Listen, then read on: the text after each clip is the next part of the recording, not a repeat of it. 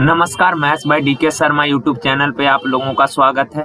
आज हम लोग सेट नंबर 75 करने वाले हैं और जो लोग भी नए हैं वो टेलीग्राम चैनल को ज्वाइन कर लीजिएगा। आप लोगों को वहां पे सारा सेट का पीडीएफ मिल जाएगा। टेलीग्राम चैनल का नाम है मैथ्स बाय डीके शर्मा।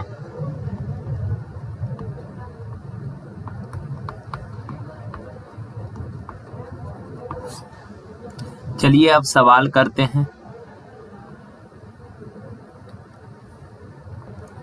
देखिए, कहा किसी 1 घंटे लंबी परीक्षा में 60 प्रश्न होते हैं। कहा 1 घंटे का एक पेपर है जिसमें टोटल 60 क्वेश्चन है। आगे का यदि कोई विद्यार्थी 25 मिनट में 30 प्रश्न कर लेता है तो शेष प्रश्नों में से प्रत्येक को पूरा करने में औसतन उसे कितने सेकंड का समय लगेगा। देखें यार, 1 घंटे का पेपर है जिसमें से 25 मिनट में 30 क्वेश्चन कर लिया। टोटल 1 घंटा यानी कि 60 मिनट का एग्जाम है जिसमें 25 मिनट में उसने 30 क्वेश्चन कर लिया तो रिमेनिंग टाइम बचा है कितने मिनट? 35 मिनट। टोटल 60 क्वेश्चन में से 30 क्वेश्चन कर लिया है तो रिमेनिंग बचा है क्या क्वेश्चन? 30 क्वेश्चन शेष बचा है। अब 30 क्वेश्चन करने के लिए टाइम कितना है उसके पास? 35 मिनट। तो सवाल कहा कि प्रत्येक प्रश्न को पूरा करने के लिए उसका औसतन समय, प्रत्येक यानी एक क्वेश्चन को सॉल्व करने में उसको कितना समय लगेगा। तो 30 क्वेश्चन के लिए 35 मिनट है तो एक क्वेश्चन के लिए समय होगा कितना? 35/30 मिनट। 35/30 मिनट। अब मिनट को अगर सेकंड में लाइएगा, मिनट को सेकंड में लाइएगा तो 60 से गुना, 30 दूना 60, 35 दूना 70 सेकंड। Option number A. देखिए, कहा एक साहूकार एक व्यक्ति को 400 रुपए 3 वर्ष के लिए तथा एक अन्य व्यक्ति को 500 रुपए 4 वर्ष के लिए साधारण ब्याज की एक ही दर पर उधार देता है। यदि कुल मिलाकर उसे 160 रुपए ब्याज मिला है तो ब्याज की वार्षिक दर। देखें यार, वार्षिक दर पूछा हमने, मान लिया रेट है R%। तो आप बताएं 400 रुपए पर R% के दर से 3 साल का, R% के दर से 3 साल का ब्याज कितना हो जाएगा? 3R%। ओके ना, परसेंट हटाएंगे बट्टा में 100। 500 रुपए पर R% के दर से 4 साल का ब्याज कितना? 4R%। और इन दोनों ब्याज को मिलाकर टोटल ब्याज मिला है कितना? 160। क्लियर है बात? अब एक 2 जीरो से 2 जीरो, यहाँ 2 जीरो से 2 जीरो, ये है 4 तिया 12R प्लस 5 चौक 20R, 12 और 20 32R बराबर 160। 32 से काटिएगा 5 बार में तो रेट आ गया कितना? 5%। Option number A. देखिए, कहा ए किसी काम को 12 दिन में, बी उसी काम को 20 दिन में। ए काम करेगा, काम 12 दिन में कर देगा, बी करेगा तो 20 दिन में कर देगा। ओके, दोनों वर्कर का डे दिया है तो 12 और 20 का एलसीएम 60, 12 पचे 20 दिया। ए और बी दोनों का एफिशिएंसी पता कर गए। ए एक दिन में 5 काम, बी एक दिन में 3 काम। अब सवाल का यदि दोनों मिलकर 5 दिन तक काम करे तो शेष काम सी द्वारा 3 दिन में पूरा किया जाता है। कहा अगर दोनों मिलकर 5 दिन तक काम करेगा उसके बाद जो रिमेनिंग काम बच जाएगा उसको सी 3 दिन में कर देगा। तो सवाल पूछा कि सी अकेले काम को कितने दिनों में। देखिए, ए और बी, ए एक दिन में 5, बी एक दिन में 3, तो दोनों मिलकर एक दिन में 8 काम। तो 5 दिन में क्या काम करेगा? 40 काम। भाई टोटल 60 काम है जिसमें से 40 काम हो गया तो रिमेनिंग बच रहा है क्या काम? 20 काम शेष बच गया ना यार, 20 काम शेष बचा। और का इस 20 काम को सी जो है 3 दिन में, 20 काम को सी 3 दिन में, तो सी एक दिन में कितना काम करेगा? तो 3 से डिवाइड कर दीजिए। सी का ये पर डे काम आ गया, ये पर डे काम आ गया। लिखने का जरूरत नहीं, समझ ही गए होइएगा कि सी एक दिन में कितना काम करेगा? 20/3 भाग। सी एक दिन में 20/3 भाग काम करेगा। सवाल बोला सी पूरा काम कै दिन में, पूरा यानी 60 काम कै दिन में, तो सी के एफिशिएंसी से डिवाइड कर दीजिए। 20 तिया 60, 3 ऊपर चला जाएगा, 3 तिया 9 दिन। Option number B. देखें, ये अच्छा सवाल है, थोड़ा सा कैलकुलेटिव है। x प्लस, आराम से समझिएगा, x + 1/x - 1 बराबर दिया है a/b। अब देखें यार, यहाँ CND अप्लाई होगा, आपको डाटा देखने से ही पता चल रहा होगा कि सर जी यहाँ CND अप्लाई हो जाएगा। और CND कब लगता है? जोड़ कर ऊपर। CND में कंपोनेंडो डिविडेंडो में क्या होगा? जोड़ कर ऊपर और घटा कर नीचे लिखते हैं। पर यहाँ सेकेंड डाटा को देखिए, घटा के ऊपर लिख दिया, जोड़ कर नीचे। तो इसको उल्टा कर लीजिए, उल्टा कर लीजिएगा तो 1 + बाई बट्टा 1 - बाई। बाएं साइड इनवर्स किए तो दाएं साइड भी इनवर्स करना होगा, तो B बट्टा A को इनवर्स करिएगा तो क्या बन जाएगा? A बट्टा B। क्लियर है यहाँ तक? बस हमने कुछ नहीं किया, जो सवाल दिया था उसी को अरेंज करके लिख लिए हैं। और सवाल पूछा क्या है? तो x - बाई बट्टा 1 + x इंटू बाई पूछा है। यानी हमको दो चीजें चाहिए, एक तो x - बाई का वैल्यू चाहिए होगा और एक x + बाई का वैल्यू चाहिए। तो देखें यार, अगर बाएं साइड CND लगाइएगा तो यहाँ x बट्टा 1, दाएं साइड CND लगाइए तो जोड़ कर ऊपर A + B बट्टा A - B। ओके ना? तो यहाँ से x का बट्टा में 1 है तो इसका तो कोई मतलब है नहीं, यानी कि ये x का वैल्यू आ गया इतना। इसमें CND लगाइएगा तो ये 1 बट्टा बाई बराबर, इधर CND लगाइएगा तो A + B बट्टा A - B। 1 बट्टा बाई का वैल्यू इतना, हमको बाई का वैल्यू चाहिए तो बाएं साइड इनवर्स करिए तो दाएं साइड भी इनवर्स हो जाएगा, यानी A - B बट्टा A + B। ओके। अब यार x - बाई का मान क्या होगा? तो अगर इन दोनों को घटाइएगा, आप लोग खुद से कर लीजिएगा, अगर इन दोनों को घटाइएगा, इन दोनों को घटाइएगा तो क्या आ जाएगा? जैसे देख ही लीजिए, लिख ही देते हैं।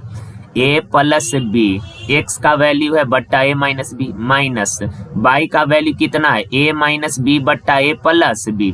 तो यार अगर LCM लीजिएगा तो A - B into A + B LCM हो जाएगा, यानी क्या? A² - B²। अब क्रॉस करिएगा तो A² + B² + 2AB माइनस, ध्यान रखिएगा, रुक जाइए प्लीज। अब यार अगर इसको क्रॉस करेंगे तो A - B Guna A - B, A - B का होल स्क्वायर, और A - B का होल स्क्वायर होता क्या है? A² + B² minus 2AB। लेकिन यार बाहर में माइनस है तो अंदर का साइन चेंज हो जाएगा ना, बाहर माइनस है तो अंदर का साइन चेंज हो जाएगा, प्लस तो ये माइनस और ये माइनस है तो हो जाएगा प्लस। क्लियर है बात? अब इन दोनों को माइनस कटेगा, प्लस माइनस कैंसिल होगा, 2AB कितना हो जाएगा? 4AB बट्टा में A² - B²। ये चीज क्लियर है।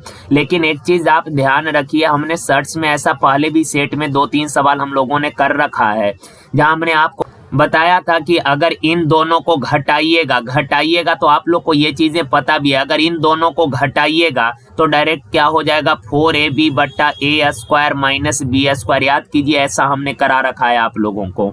अगर x इंटू बाई निकालना है तो इन दोनों को मल्टीप्लाई करिएगा, प्लस से प्लस, माइनस से माइनस कैंसिल, कितना हो जाएगा? वैल्यू 1 हो जाएगा।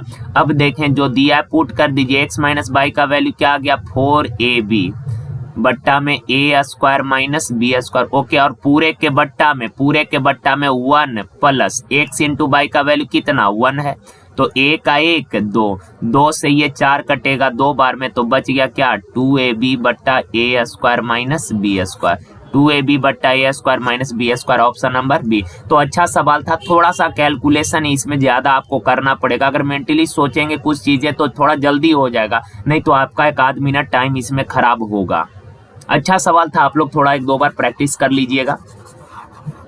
चले देखें यार, इस सवाल में थोड़ा सा एरर है, सुधार कर लीजिएगा।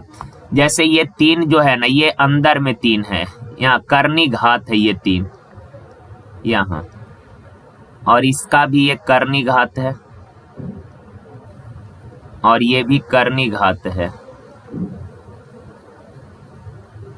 ओके। अब देखें क्यूब रूट निकालना है, सवाल आसान है, बस इसने डेसिमल के फॉर्म में दे दिया है तो थोड़ा सा कैलकुलेशन करना पड़ेगा आपको, बाकी ज्यादा कुछ है नहीं। इसने दे दिया है कि इस नंबर का वर्गमूल 43 है, इस नंबर का वर्गमूल 43 है, तो देखें यार इसका वर्गमूल तो घनमूल 43 है, तो इसका तो घनमूल 43 होगा, सबका 43 हो जाएगा। ओके ना? नंबर तो सेम है, तो बस डेसिमल का अंतर है, बाकी चीजें तो सेम है। अब देखें यहाँ रूट के अंदर डेसिमल के बाद 3 अंक है, तो रूट के बाहर डेसिमल के बाद 1 अंक होगा, यहाँ पे डेसिमल प्लस। इसमें रूट के अंदर डेसिमल के बाद 6 अंक है, तो रूट के बाहर डेसिमल के बाद 3 अंक होगा, 3 अंक यानी 1 0 लगा के डेसिमल दे दीजिए। यहाँ डेसिमल के बाद कई अंक है, डेसिमल के बाद 9 अंक है, तो रूट के बाद डेसिमल के बाद 3 अंक होगा, 3 अंक 9 अंक है ना। यहाँ 2 6 अंक है, तो 2 3 दूना 6, 2 अंक के बाद डेसिमल होगा। ओके, यहाँ पे रूट के अंदर डेसिमल के बाद 9 अंक है, तो रूट के बाहर डेसिमल के बाद 3 तिया यानी कि 3 अंक होगा, तो एक 0 चिपका के डेसिमल लगा दीजिए। ओके, अब इन सबको ऐड कर लेना है भाई,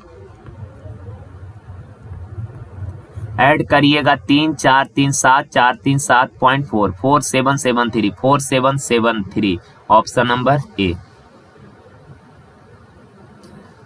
देखिए का यदि किसी संख्या को 555 और 445 के योग से विभाजित किया जाए। देखें यार का कोई नंबर है जिसको 455 और 555 और 445 के योग से भाग दिया जाए, तो इन दोनों का योग कितना हो जाएगा 1000, यानी कि नंबर को 1000 से डिवाइड किया जाए तो का उसका भागफल जो है संख्याओं के अंतर का 2 गुना होता है। तो मेरे भाई 555 और 445 का अंतर कितना होगा 110, तो का ये जो भागफल है ना, भागफल जो है इन दोनों संख्याओं के अंतर का 2 गुना, तो 110 का 2 गुना कितना हो जाएगा 220, यानी कि भागफल है अपना 220, कोई दिक्कत नहीं यहाँ तक। अब का यदि शेषफल 30 है तो संख्या ज्ञात करें। आप सबको पता है कि सर भाज्य बराबर होता है भाजक गुना भागफल प्लस शेष, तो गुना करिएगा तो 22 पर कै 0, 3 1 4 0, अब प्लस 30, तो 22 पर 2 0 और 30, 22 पर 2 0 30 ऑप्शन नंबर ए। देखिए का एक छात्र को एक संख्या में 5/3 के बदले 3/5 से गुना करता है। का एक छात्र है जिसको आपने 5/3 से गुना करने को कहा पर उसने गलती से 3/5 से गुना कर दिया। देखें यार इस सवाल को करने का एक तो तरीका है कि x मान के आप सवाल को करिए, कोई दिक्कत नहीं है, रिजल्ट आ ही जाएगा। लेकिन आप देख पा रहे हैं कि सर परसेंट में रिजल्ट मांगा है तो रियल वैल्यू लेने का जरूरत ही नहीं है। कहा क्या कि कोई नंबर है, ये कोई नंबर है, इस नंबर में 5/3 से गुना करने को कहा गया, तो जैसा कहा गया वैसा करते तो ये रिजल्ट सही आता। ओके ना, लेकिन आपने किया क्या कि उसी संख्या में गलती से 3/5 से गुना कर दिए, तो ये आपका गलत रिजल्ट आएगा। जैसा कहा गया वैसा करते तो ये सही रिजल्ट होता, लेकिन आपने उस संख्या में 3/5 से गुना कर दिया, जो रिजल्ट आएगा वो क्या हो जाएगा गलत। तो देखिए यार परसेंट में रिजल्ट मांगा तो संख्या कुछ तो होगा ही, x y z a b c, कुछ तो 10 20 50 कुछ तो होगा ही। आप कुछ भी ऐसा नंबर मान लीजिए जो 3 से कटे और यहाँ ताकि फ्रैक्शन में रिजल्ट ना बने, 3 और 5 से कटने वाला जो दिल करे वो नंबर मान लीजिए। तो 3 और 5 से कटने वाला नंबर 15, 30 भी मान सकते हैं, 45 जो दिल करे वो मान सकते हैं, 15 मान लीजिए। 3 और 5 से कटने वाला नंबर 15, तो संख्या है 15। तो संख्या में 5/3 से गुना करिएगा तो रिजल्ट क्या आता 25। लेकिन उसी संख्या में यानी 15 में 3/5 से गुना कर दिए तो रिजल्ट आ गया कितना 9। तो यार आना चाहिए था 25 पर गलती से आ गया 9। कितने का कमी हुआ 16 का। 16 का कमी किस पर 25 पर। परसेंट तो 100 से गुना 25 चौक 100, 6 चौक 24%, 16 है ना, तो 16 चौक 64%, ऑप्शन नंबर डी। देखिए का एक घड़ी विक्रेता एक घड़ी पर जो उसे का विदेश में 500 रुपए की पड़ती है 10% सीमा शुल्क देता है। वह खरीदार की 25% खरीदार को होना चाहिए। खरीदार को 25% छूट देकर 20% लाभ कमाना चाहता है, तो बताएं उसका अंकित कीमत क्या होना चाहिए। अच्छा सवाल है यार। कहा कि घड़ी जो उसे 500 रुपए में पड़ी, यानी कि विदेश में घड़ी उसने 500 रुपए में परचेज किया और 10% सीमा शुल्क यानी टैक्स दिया, रोड टैक्स दिया 10%। तो आप बताइए यार 10% अगर टैक्स दिए हैं तो आपका रेट कीमत जो है बढ़ जाएगा ना। 500 में तो परचेज ही किए, 500 कैश देकर घड़ी परचेज किए, घर लाते समय 10% टैक्स देना पड़ेगा, यानी कि 10% एक्स्ट्रा खर्च हो गया, यानी कि एक्चुअल में आपका कॉस्ट प्राइस पड़ा कितना 110/100। ये ओरिजिनल कॉस्ट प्राइस है। 2 0 से 2 0 कैंसिल, 11 पचे 55 550 रुपया। ओके, अब आगे सवाल में कहा हुआ खरीदार को 25% छूट दिया और 20% लाभ कमाना चाहता है, तो उसका अंकित कीमत क्या होगा। आप लोगों को एक चीज याद होगा कि 25% डिस्काउंट दिया है, 20% लाभ कमाया है, तो का अंकित कीमत ज्ञात करें। देखिए 25% डिस्काउंट दिया तो मार्क प्राइस और कॉस्ट प्राइस का रेशियो लिखना चाहते हैं। आप सबको पता होगा कि मार्क प्राइस होता है कितना, तो 100 प्लस प्रॉफिट, और कॉस्ट प्राइस क्या होता है, तो 100 माइनस डिस्काउंट। तो का प्रॉफिट हुआ 20 का, तो मार्क प्राइस होगा 120। कॉस्ट प्राइस 20 पर 25 छूट दिया, तो कॉस्ट प्राइस कितना, 75। ओके, अब कटता है तो काट लीजिए। 15 8 20 से 15 पचे 75। 5 यूनिट क्रैमुले पर दिया कितना, 550 रुपया, तो 1 यूनिट का वैल्यू कितना हो जाएगा, 110 रुपया। 1 यूनिट 110 रुपया, तो का मार्क प्राइस यानी 8 यूनिट का वैल्यू कितना, 11 8 88, तो 880 रुपया। Option number C. देखिए का 12 मीटर ऊंचे खंबे की छाया 4√3 मीटर लंबी है। देखिए यार ये खंबा है, अब इस खंबे का छाया तो इधर ही बनेगा ना, तो खंबे का हाइट दिया है 12 मीटर का, इसका जो ये छाया बन रहा है उस खंबे का जो ये छाया है इसका लंबाई है 4√3 मीटर। का सूर्य का उन्नयन कोण, तो यहाँ पे सन होगा, तो का सन का उन्नयन कोण क्या होगा, एंगल ऑफ एलिवेशन, ये एंगल बताना है। तो ये एंगल मान लेते हैं थीटा है, तो tan थीटा बराबर क्या होगा, P/B यानी 12/4√3। 4 से काटिए तो 3 बार में, और 3 से अगर √3 से इसको काटिएगा √3 बार में, तो वैल्यू आएगा tan थीटा का कितना, √3। और आप सबको पता है tan कितना डिग्री √3 होता है, तो 60 डिग्री, यानी कि theta 60 degree. Option number B. देखिए का एक समलंब चतुर्भुज ABCD में, ABCD एक समलंब चतुर्भुज है।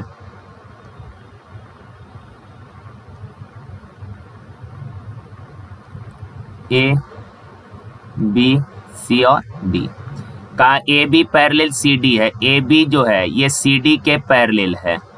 आगे का विकर्ण बिंदु O पर एक दूसरे को काटते हैं। का इस समलंब चतुर्भुज के दोनों विकर्ण जो हैं एक दूसरे को O बिंदु पर काटता है। सवाल का AB बराबर ट्वाइस ऑफ CD, तो भाई मेरे अगर CD को बाएं साइड लेकर आइएगा तो AB बट्टा CD बराबर कितना, 2/1 हो जाएगा। यहाँ तक कोई दिक्कत नहीं है आपको। तो सवाल कहा कि AOB और ट्रायंगल COD के एरिया का रेशियो, AOB ये वाला ट्रायंगल, AOB ये ट्रायंगल और COD ये वाला ट्रायंगल, इन दोनों ट्रायंगल के एरिया का रेशियो निकालना है। COD यानी इस ट्रायंगल का एरिया और AOB यानी ऊपर वाले ट्रायंगल का एरिया का रेशियो निकालना है। तो देखें यार AB है क्या यूनिट, 2 यूनिट, और CD का लेंथ है 1 यूनिट। इन दोनों ट्रायंगल का एरिया बताना है। और आपको पता है कि सर ये दोनों सिमिलर ट्रायंगल है। क्यों सिमिलर है, तो ये दो समानांतर रेखा को अगर ये तिर्यक रेखा काटेगी तो ये एकांतर कोण आपस में क्या होगा, बराबर होगा। सिमिलरली दो समानांतर रेखा को ये तिर्यक रेखा काट रही है तो ये अल्टरनेट एंगल से एकांतर कोण, अल्टरनेट एंगल एकांतर कोण आपस में बराबर। और ये दो लाइन एक दूसरे को प्रतिच्छेद करेगी तो आमने सामने का कोण शीर्षाभिमुख कोण कहलाता है और ये आपस में बराबर। यानी एंगल एंगल एंगल से ये प्रूफ हो गया कि ये दोनों ट्रायंगल जो है ये सिमिलर है, यानी कि समरूप है। और आपको अच्छे से पता है कि गुरुजी दो समरूप त्रिभुजों में एरिया का जो रेशियो होता है वो संगत भुजा के रेशियो के वर्ग के बराबर। तो इसका भुजा 2 तो एरिया कितना, 2 का स्क्वायर 4। इसका भुजा 1 है तो एरिया कितना, 1 का स्क्वायर 1। तो एरिया का रेशियो 4:1। Option number A. देखिए का 30 मीटर लंबे कपड़े से प्रत्येक 225 सेंटीमीटर माप वाले 12 टुकड़े काटे गए। 30 मीटर लंबा है। देखें एक डाटा जो दिया ये सेंटीमीटर में और 1 मीटर में है, तो मीटर को सेंटीमीटर में लाइएगा 100 से गुना, तो 30 गुना 100 3000 सेंटीमीटर हो जाएगा। ओके, कहा कि टोटल कपड़े का जो लेंथ है ये 3000 सेंटीमीटर है और कहा प्रत्येक 225 सेंटीमीटर माप वाले 12 टुकड़े काटकर बेचे जाते हैं। एक टुकड़े का माप है 225 सेंटीमीटर, 12 टुकड़े का माप कितना, टोटल इतना हो गया। तो का मूल लंबाई का कितना भाग शेष बचा है, तो इतना बेच दिए हैं, इतना बेच दिए टोटल कितना में से, 3000 में से, तो टोटल वैल्यू बट्टा में। अब देखिए काटा पीटी कर लीजिए 25 से काटिएगा, या 15 15 225, 15 का स्क्वायर 225, 15 दूना 30, 200 और कटेगा। 15 से नहीं कटेगा तो 5 से काट लीजिए, 5 तिया 15, 5 चौक 20, 4 तिया 12, 4 पचे 20,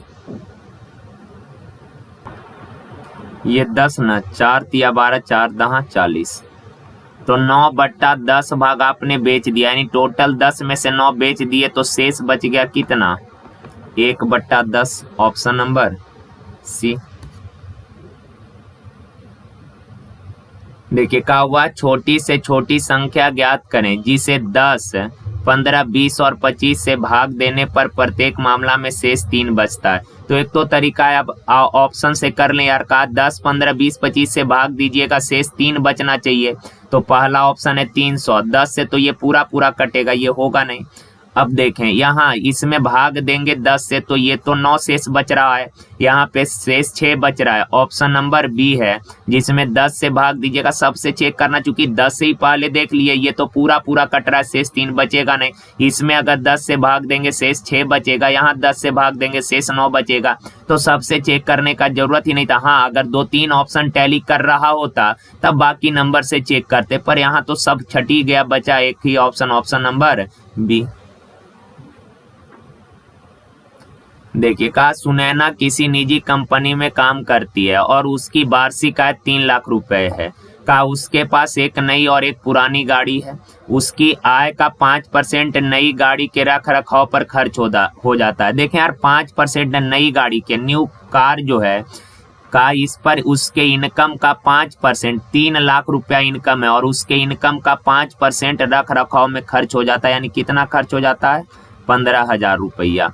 और कहा जो पुरानी कार है, ओल्ड कार है, कहा कि उस पर जो खर्च हुआ, कहा नई कार पर जितना खर्च करता है उससे 2% ज्यादा खर्च होता है। तो कहा इस पर 15,000 खर्च हुआ है, इसका 2%, 15,000 का 2% यानी कितना? 15 दूना 30, यानी कि 300 ज्यादा इस पे खर्च किया, 300 ज्यादा खर्च हुआ, यानी कितना खर्च हुआ? 15,300 रुपए खर्च हुआ। तो दोनों गाड़ियों के रख रखाव पर कुल कितने का खर्च हुआ? दोनों को मिलाकर टोटल खर्च कितना हुआ ये पूछा है, तो दोनों को ऐड करिएगा।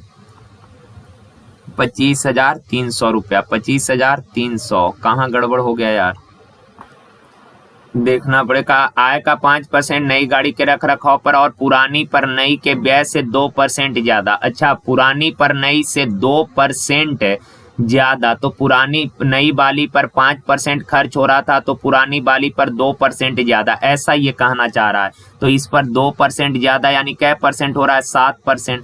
2 जीरो से 2 जीरो कैंसिल हो गया, 0। ओके, 7 पचे 35, 7 3 10, 1050 ज्यादा खर्च कर रहा है। तो इस पे कितने का खर्च कर रहा है? 1050 अगर ऐड करिएगा तो नया वाला पर 05061 इतना। अब इन दोनों को मिला के कितना खर्च हो रहा है देख लीजिएगा। कहीं दिक्कत है लगता है यार, देखें यार कहीं थोड़ा सा प्रॉब्लम है, सवाल को फिर से देखिए। कहा कि इनकम उसका 3 लाख है, उसके पास एक नई और एक पुरानी गाड़ी है, उसकी आय का 5% नई गाड़ी के रख रखाव पर, नई गाड़ी इनकम है 3 लाख का 5% यानी 15,000 रुपया नए गाड़ी के रख रखाव पे खर्च करती है। आगे का पुरानी पर नई के कुल व्यय से नई के कुल व्यय से 2% ज्यादा। कहा कि पुरानी गाड़ी पर नई के कुल व्यय से 2% ज्यादा, उसका इनकम है क्या लाख? 3 लाख रुपया।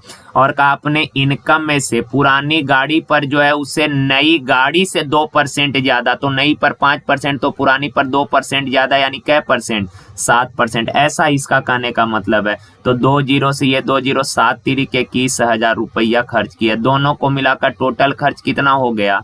तो 5 1 6 3 यानी कि 36,000। Option number B. सॉरी यार, देखिए का पवन एक वस्तु 12.5% हानि पर बेची, एक वस्तु को 12.5% हानि पर बेच दी। कहा अगर यदि वह 56 रुपए अधिक में बेची होती तो उसको 22.5% लाभ होता। तो आप बताइए दोनों समय के विक्रय मूल्य में अंतर कितना, डिफरेंस कितना है। तो माइनस प्लस दो चिन्ह है तो डिफरेंस जोड़ करना, जोड़िएगा तो 5 5 10, 4 1 5, 2 1 3, डिफरेंस है 35%, पर एक्चुअल में डिफरेंस है क्या रुपए का, 56 रुपए का। सवाल का कि 25% लाभ प्राप्त करने के लिए उस वस्तु का विक्रय मूल्य कितना होगा। 25% लाभ प्राप्त करने के लिए कितना में बेचना होगा, तो 125% में। तो 56/35 गुना 125, बस कैलकुलेशन करना, सॉल्व कर लीजिएगा आप लोग। देखिए का एक प्रवेशिका पाइप और एक निर्गम पाइप को एक टंकी को भरने और खाली करने के लिए 1 घंटे के क्रम में खोला जाता है, यानी कि अल्टरनेट ऑर्डर में दोनों पाइपों को खोला जाता है। पहला घंटा अगर एक को खोले तो दूसरा घंटा, दूसरा को फिर अगला घंटा, पहला को फिर अगला घंटा दूसरा को, इस तरह से अल्टरनेट ऑर्डर में दोनों को 1 घंटे के लिए खोला जाता है। का टंकी के खाली होने पर शुरुआत प्रवेशिका पाइप से की जाती है, यानी कि टंकी खाली है और शुरुआत की है भरने वाला नल को ओपन करके। का खाली टंकी को भरने में प्रवेशिका पाइप को 10.5 घंटे लगेंगे। देखें यार, प्रवेशिका पाइप यानी कि भरने वाला जो नल है टैंक को 10.5 को अगर फ्रैक्शन में लाइएगा, डेसिमल हटाएंगे, बट्टा में 10 हो जाएगा, 5 से काटिएगा तो 21 बचे, और 5 से 21 बार में, 5 से 2 बार में, यानी भरने वाला नल पूरे टैंक को 21/2 घंटे में भर देगा। खाली करने वाला नल जो है पूरा टैंक को 35 घंटा में खाली करेगा। तो टैंक का कैपेसिटी क्या है, तो 21 और 35 का एलसीएम हो जाएगा 105।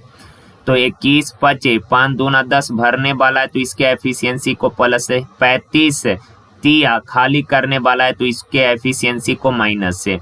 अब कहा कि पहले भरने वाला को ओपन किए, तो देखें पहला घंटा ए को खोले तो दूसरा घंटा बी को, फिर अगला घंटा ए को, फिर अगला घंटा बी को, यानी हर 2 घंटे पे ये साइकिल पूरा हो रहा है, हर 2 घंटे पर ये साइकिल पूरा हो रहा है। ओके, तो आगे लिखने का जरूरत है नहीं। पहला घंटा ए आया 10 भरा होगा, दूसरा घंटा बी आया 3 खाली कर दिया, तो 2 घंटा में कितना भरा है, 2 घंटा में 7 भर गया। क्लियर है बात यहाँ तक।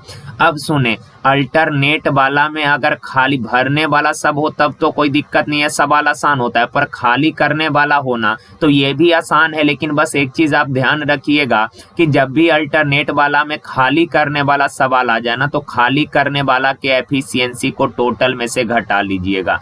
तो 105 में से 3 घटाइएगा, कितना हो गया 102। अब इसके रिस्पेक्ट में देखें यार कि 7 में कितना से गुना करें कि 102 के बराबर या इसके बराबर या इससे छोटा हो जाए। तो आप बोलेंगे सर 15 सते तो ज्यादा हो जाएगा, 15 सते 105 ज्यादा हो जाएगा, तो 6 से करते हैं। 15 सते ज्यादा हो जाएगा, तो 14 से करिए, 14 सते 98, इधर 14 से गुना किए तो इधर भी 14 से, तो 14 दूना 28 घंटा में कितना भर गया, 98 भर गया। अब आप बताएं यार, टोटल 105 था भरना, जिसमें से 98 भर दिए, तो रिमेनिंग बच रहा है कितना भरने के लिए, 7 भरने के लिए और बच रहा है ना, 7 अभी खाली है। अब इसको भरने के लिए पहला घंटा कौन आएगा, ए आएगा, पहला घंटा ए आएगा, और ए का कैपेसिटी है क्या कि ये 10 लीटर भरता है 1 घंटा में, 10 लीटर 1 घंटा में, और भरना है 7 लीटर, तो 1 घंटा से कम समय में भर देगा, यानी 7/10 घंटा में भर देगा। तो ये 28 घंटा, और 7/60 आवर को मिनट में लाइएगा तो 60 से गुना 10 छक 6 सते 42, यानी 28 घंटा 42 minute. Option number D.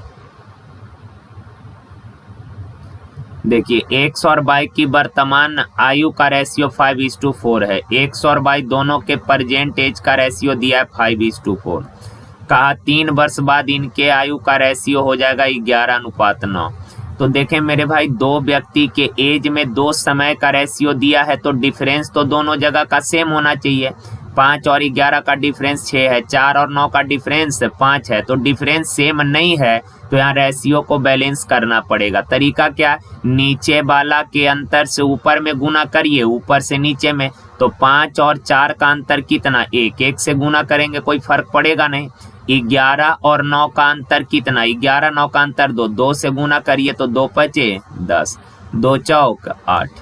Okay, अब देखें यहाँ का गैप कितना है, 1 यूनिट का, यहाँ का गैप 1 यूनिट का, रेशियो में 1 का गैप है, पर एक्चुअल में गैप है कितने का, 3 का, तो 1 बराबर 3 का। बाई की वर्तमान आयु ज्ञात करें, तो बाई का परसेंटेज है कितना 8, 1 यूनिट बराबर 3, तो 8 यूनिट बराबर कितना, 8 तिया 24, ऑप्शन नंबर डी। देखिए का एक निश्चित दूरी वाली सड़क पर एक कार की सामान्य औसत गति 50 किलोमीटर पर आवर है। का एक कार है जिसका जनरल स्पीड है 50 किलोमीटर पर आवर। आगे का औसत गति सामान्य औसत गति से 1/10 कम थी। का किसी निश्चित दिन जो एक विशेष दिन उसका जो औसत स्पीड था ओरिजिनल स्पीड से 1/10 कम था। ओरिजिनल स्पीड तो 50 का 1/10, 50 का 1/10 यानी कितना, 5 कम था, तो 50 से 5 कम कितना होगा, 45 किलोमीटर पर आवर। कहा कि जिसके कारण उसे यात्रा पूरा करने में 18 मिनट अधिक समय लग जाता है। तो सड़क की यह दूरी कितना है बताना है आपको, डिस्टेंस बताना है। तो यार मान लेते हैं डिस्टेंस है d किलोमीटर, d किलोमीटर दूरी 45 के चाल से, चाल कम है तो समय ज्यादा लगेगा ना, ये ज्यादा टाइम लगेगा।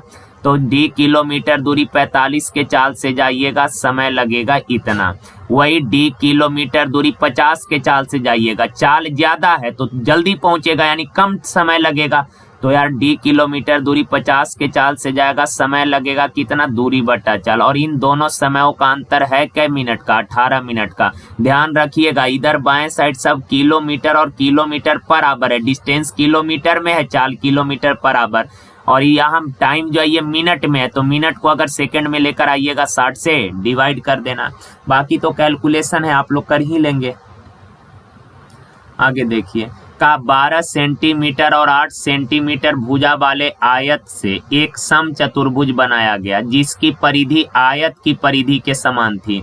कहा कि एक सम चतुर्भुज बनाया गया है और इस सम चतुर्भुज का जो परिधि है आयत के परिधि के बराबर। अच्छा नाम से ही क्लियर है कि ये सम चतुर्भुज, सम यानी बराबर, चतुर्भुज यानी कि चारों भुजा। तो इस सम चतुर्भुज के चारों भुजा का लंबाई क्या होगा, बराबर। क्लियर है बा। कहा कि अब इस सम चतुर्भुज का जो परिमाप है वो आयत के परिमाप के बराबर है। तो आयत का परिमाप होता है कितना, 2 × L + B।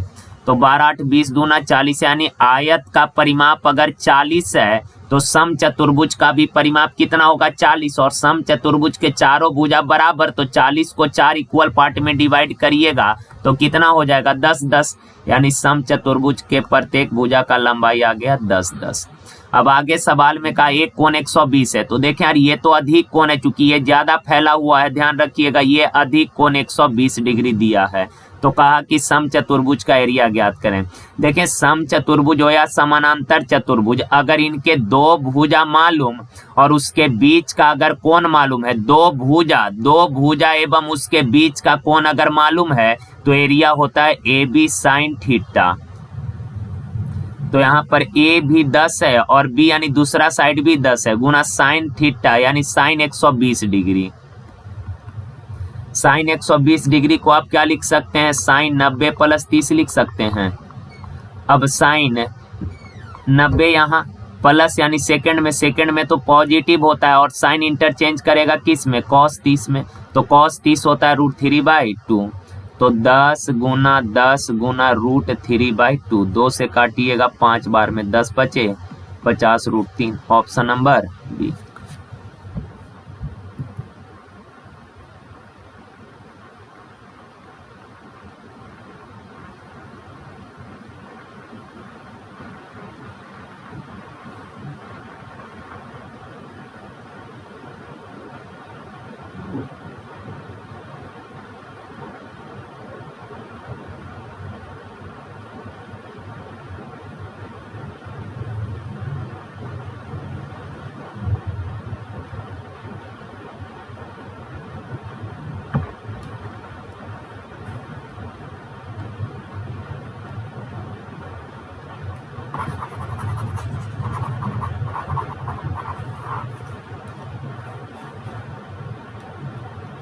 देखिए का शंक्वाकार तंबू का व्यास और तिरछी ऊंचाई दिया है 16 और 5.6, डायमीटर है 16, तो रेडियस क्या होगा 16 का आधा यानी कि 8 मीटर का। उसका तिर्यक ऊंचाई यानी स्लैंट हाइट L दिया है 5.6 मीटर का। यदि चौड़ाई 4 मीटर रखी जानी हो तो तंबू के निर्माण के लिए कितने कपड़े की आवश्यकता होगी। देखें यार कपड़ा का लंबाई इसने पूछा है कि अगर कपड़े का चौड़ाई 4 मीटर है तो तंबू बनाने के लिए कितना कपड़ा चाहिए, यानी कि कपड़ा का लेंथ पूछा है।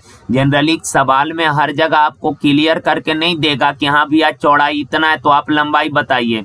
आप कई बार जब कपड़ा खरीदने जाते हैं तो देखे होइएगा चौड़ाई अर्ज जो होता है वो फिक्स होता है। हम लोग लंबाई में कपड़ा खरीदते हैं कि हाँ 2 मीटर कपड़ा दीजिए, तो दुकानदार समझ जाता है कि अच्छा 2 मीटर लंबा बोल रहा है, बोलेगा 4 मीटर कपड़ा दीजिए, यानी कि 4 मीटर। ये आपसे नहीं पूछेगा कि 4 मीटर लंबा चाहिए कि 4 मीटर चौड़ा चाहिए, वो समझ जाता है खुद से कि हाँ 4 मीटर लंबा ही चाहिए इनको। तो ध्यान रखिएगा, हर जगह क्लियर करके नहीं देगा कि कपड़े का चौड़ाई इतना है तो लंबाई बताइए। बोला कपड़ा कितना लगेगा, मीन्स कपड़ा का ये लंबाई ही पूछना चाह रहा है। तो आप जानते हैं कि तंबू बनाना है तो कितना कपड़ा लगेगा, और अगर तंबू शंक्वाकार है तो जो शंकु का वक्र पृष्ठ होगा ना, शंकु का जो वक्र पृष्ठ होगा उतना ही कपड़ा आपको लगेगा। तो शंकु का वक्र पृष्ठ एरिया क्या होता है, पाई यानी 22/7, R 8 और L है 5.6। ये हो गया तंबू का एरिया।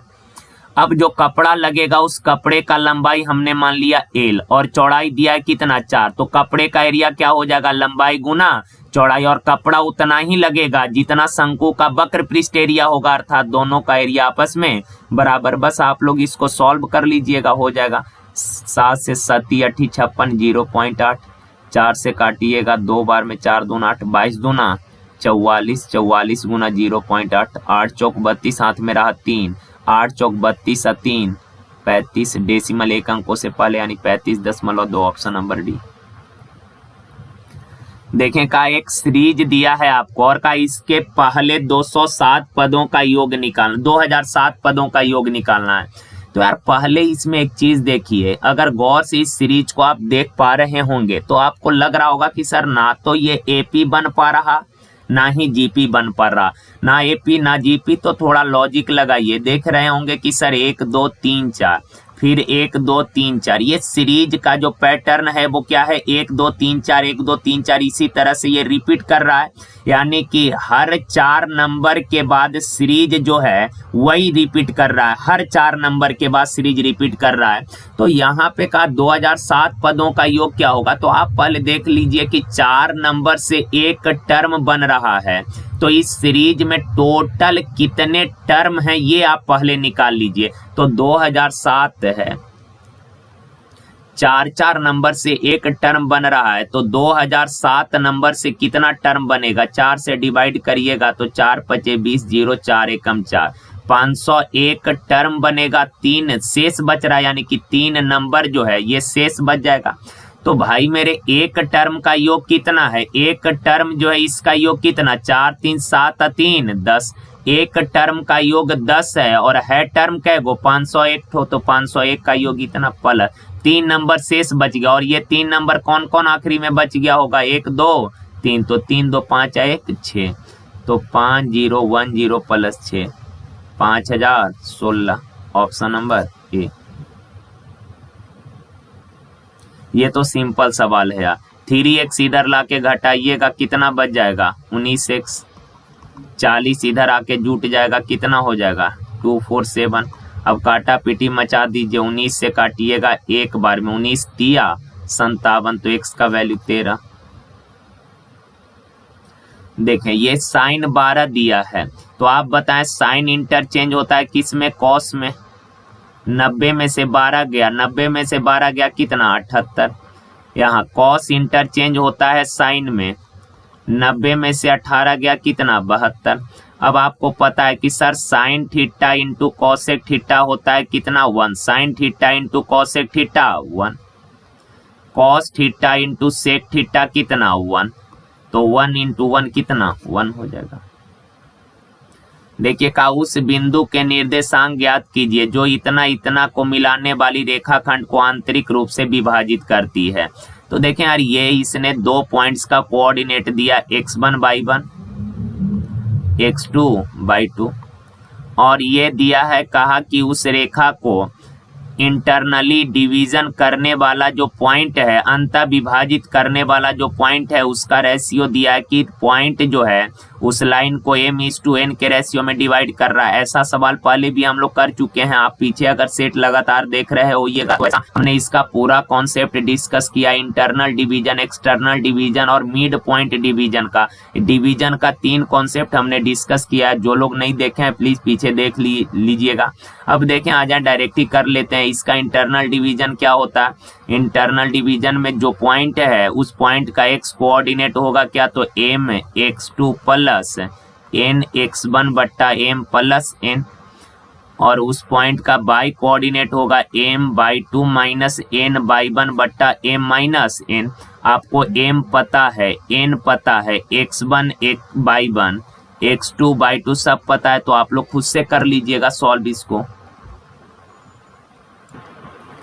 देखिए का इसका बहुलक ज्ञात करना है। बहुलक नाम से क्लियर है, जो बहुत बार आया है। तो देख लें यार,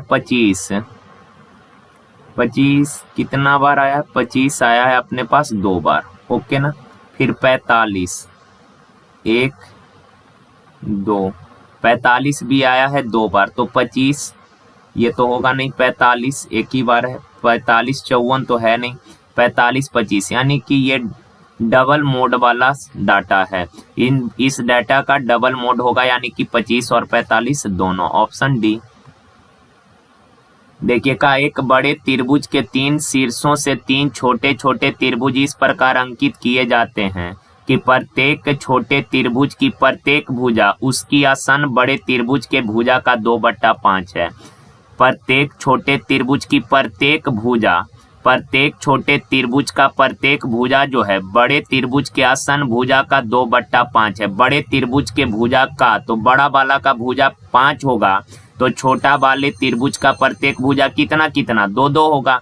तो कहा तीनों छोटे त्रिभुज के कुल एरिया से बड़े त्रिभुज के शेष एरिया का रेशियो। देखें यार, रेशियो पूछा तो रियल, यहाँ तो समबाहु बन रहा होगा ना सब, तो समबाहु का एरिया √3/4 इंटू a² होगा, तो रेशियो में तो कांस्टेंट टर्म कट ही जाएगा, यानी केवल वेरिएबल से मतलब होगा हमको। तो बड़ा वाला त्रिभुज का भुजा अगर 5 है तो बड़ा वाला का एरिया कितना हो जाएगा? 25 हो जाएगा, ओके मानते हैं बात। अब यार एक छोटे त्रिभुज का भुजा 2 है, एक छोटे त्रिभुज का भुजा 2 है, तो एक त्रिभुज का एरिया 2 का स्क्वायर कितना? 1 का एरिया 4, और ऐसा 3 ठो है, तो टोटल एरिया कितना हो जाएगा? तीनों का 4 तिया 12। क्लियर है बात? तो आप बताएं, तीनों छोटका त्रिभुज का टोटल एरिया 12 है, ओके ना। अब पूरा ओरिजिनल ट्रायंगल का एरिया 25, ओरिजिनल का एरिया 25 है, तो ये जो रिमेनिंग भाग बच गया इसका कितना? 25 में से 12 गया 13, यानी कि 12:13, option number A.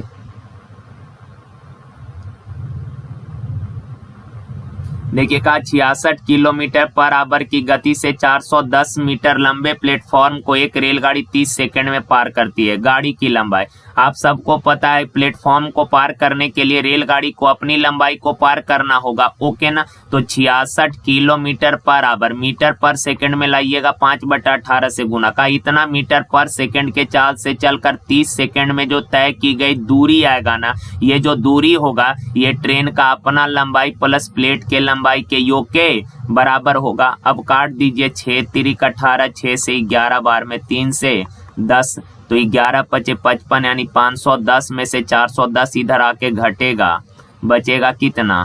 140, option number B. देखें यार कहा ऐसा है, अब इसमें कहा सी में 4 छात्रों के औसत अंक हैं और सी के औसत अंक आपको निकालना है। तो सी का औसत अंक चारों बच्चे का कितना है? तो चारों को जोड़कर 4 से डिवाइड कर दीजिएगा, आसान सा ही है। चारों को ऐड करके एवरेज पूछा है, तो चारों को जोड़कर 4 से डिवाइड कर देना है, ओके। देखिए यहाँ दिया है a बराबर 2b/3, a बराबर 2b/3, वेरिएबल को बाएं साइड ले जाइएगा तो a/b बराबर 2/3। सिमिलरली यहाँ b, c को इधर लेकर आइएगा बट्टा में, b/c बराबर 2/3। अब देखिए जरा गौर से, इस रेशियो में b दोनों जगह कॉमन है, b अगर कॉमन है तो b का वैल्यू सेम होना चाहिए। यहाँ 3 है, यहाँ 2 है, सेम करने के लिए यहाँ ऊपर नीचे 2 से और यहाँ ऊपर नीचे 3 से। तो कहा b और d का अनुपात ज्ञात करना। b और d का, d कहाँ है? अच्छा एक डाटा और है, सॉरी रुक जाइए यार, एक डाटा और है, का C बट्टा D बराबर 2/3 है। तो अब रेशियो निकालना है B और D का। एक तो है कि गुना करके भी आप कर सकते हैं, पर ऐसे कर लीजिए ABCD। A और B का 2:3 है, B और C का भी 2:3 है, C और D का भी 2:3 है। अब देखिए जिस रो में जो प्लेस खाली है जस्ट उसमें उसके बगल का नंबर फिल कर दीजिए।